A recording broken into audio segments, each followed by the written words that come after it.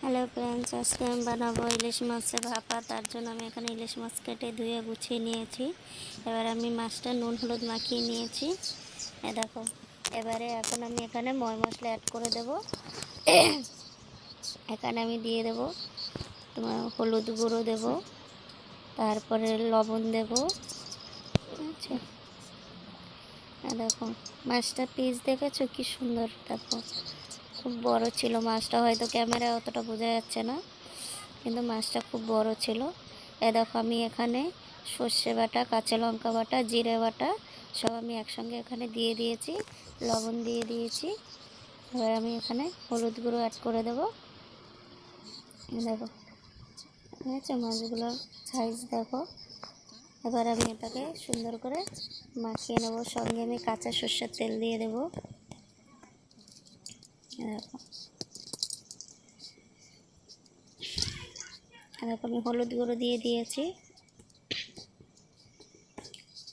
এবারে আমি এটাকে একটু সর্ষের তেল দিয়ে দেব। এটা রিফাইন তেলে ভালো লাগবে না, এটা সর্ষের তেল দিয়ে করতে হবে। দেখো আমি সর্ষের তেল দিয়ে দিচ্ছি পরিমাণ মতো, দিয়ে আমি মাছটাকে সুন্দর করে মাখিয়ে নেব। দেখো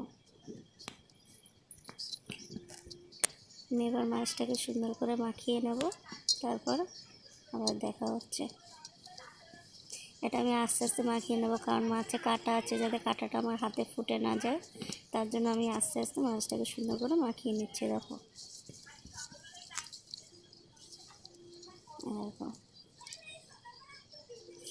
এবার তোমরা চাইলে হাতা বা খুন্তি দিয়ে আস্তে আস্তে নাড়াচাড়া করে দিতে পারো, যাতে মাছটা ভেঙে না যায়। এবার আমার মাছটা মাখানো হয়ে গেছে দেখো। এবার আমি সুন্দর করে গুছিয়ে এবার একটুখানি জল দিয়ে দেবো। সুন্দর করে মাছটাকে সুন্দর করে চারিদিকটা গুছিয়ে দেবো, দিয়ে আমি জল দিয়ে দিচ্ছি মাছে। আমি একটু জলের পরিমাণটা বেশি দিয়েছি, কেননা আমার ঘরে আজকে এটা দিয়ে খাওয়া দাওয়া হবে, তার জন্য। আর আমরা অনেকগুলো লোক আছি, সেই জন্য আজকে আমি জলের পরিমাণটা একটু বেশিই দেবো, কারণ এক রকমেরই খাওয়া, বুঝতেই পারছো। তোমরা চাইলে জলের পরিমাণটা একটু কমও দিতে পারো। এই দেখো এবার ঢাকা দিয়ে দিয়েছি। এবার তোমাদের সাথে দেখা হচ্ছে 3 মিনিট কি 4 মিনিট পরে। হালকা আঁচে দেবো আমি, দিয়ে আমি 3 থেকে 4 মিনিট পরে তোমাদের সাথে দেখা করছি। দেখো আমি হালকা আঁচে দিয়েছি এটাকে হতে। এবার 3-4 মিনিট পরে আবার ঘুরে আসছি। এ দেখো 3-4 মিনিট পরে এ দেখো আমার মাছটা বেশ হয়ে গেছে।